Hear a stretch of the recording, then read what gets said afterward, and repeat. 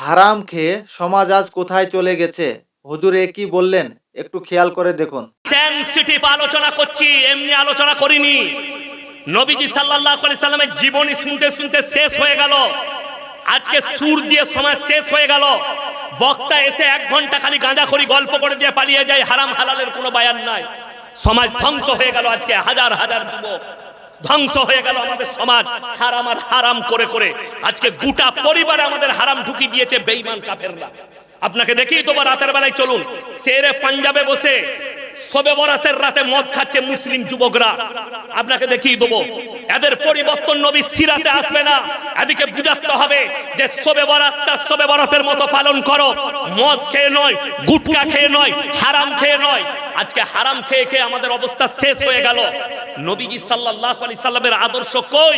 5 ওয়াক্তের নামাজটা কি নবীজি সিরাতে নেই? 90% মুসলমান ছেলে নামাজই পড়ে না 5 ওয়াক্তের। ঠিক কিনা কথা বলেন? একটা মুসলিম ছেলে, আপনি অবাক হবেন। সেদিনে আমার বাড়ির কাছে অ্যাক্সিডেন্ট হলো হাই রোডের ওপরে। মুসলিমদের যুবক অ্যাক্সিডেন্ট হলো, বাইকে 4 চাকা মারলো, সে মারা গেল। তার পেছনে যে ছিল তাকে জিজ্ঞেস করলাম, ভাই কি করে তোমরা গাড়ির পেছনে মারলে? কি বললো জানেন? আমি মানা করে এলাম ভাইকে, এরকম পড়ে আছে, ভাইকে মানা করে এলাম, ও 3 বোতল মদ খেয়ে নিয়েছে। এটা বাস্তব সত্য কথা বলছি। এই লোকটার লোকে কি দোয়া করবেন আমাকে বুঝান। আপনি বলছেন এই লোকটাকে কোরআন খানি করে জান্নাত দিয়ে দেবো, এই লোকটাকে মৌলবীটাকে জান্নাত দিয়ে দেবো। এই লোকটা কি নবীজি সিরাত জানে না? কোন মুসলমান জানে না মদ খাওয়া হারাম?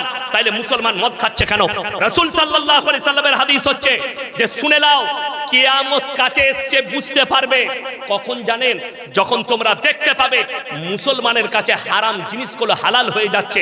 আজকে মুসলমান জানে এইটা হারাম, এটা হালাল, তারপরও হারামটাকে অ্যাকসেপ্ট করে নিয়েছে। বড় লোক নামাজ পড়ে, মুখে দাঁড়িয়ে আছে, 5 ওয়াক্তের নামাজি, তার বাড়িতে বাচ্চা পয়দা হয়েছে, বাচ্চার জন্য বাচ্চার জন্মদিন পালন হচ্ছে কেক কেটে।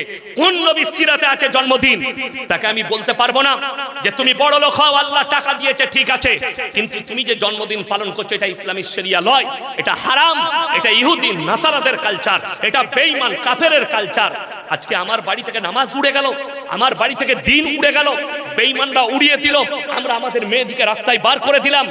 নবী সাল্লাল্লাহু আলাইহি সাল্লামের আদর্শ 1400 বছর আগে পর্দাকে ফরজ করেছে না করেনি? আজকে আমরা আমাদের পরিবারে পর্দা আনতে পারলাম? ইমানদারির সঙ্গে বলুন। আমি মৌলভী ইয়াসিন বলে যাচ্ছি, আমার ভাই, আমার কথাগুলো লাকিরের মতো ভাসবে ইউটিউব আর ফেসবুকে।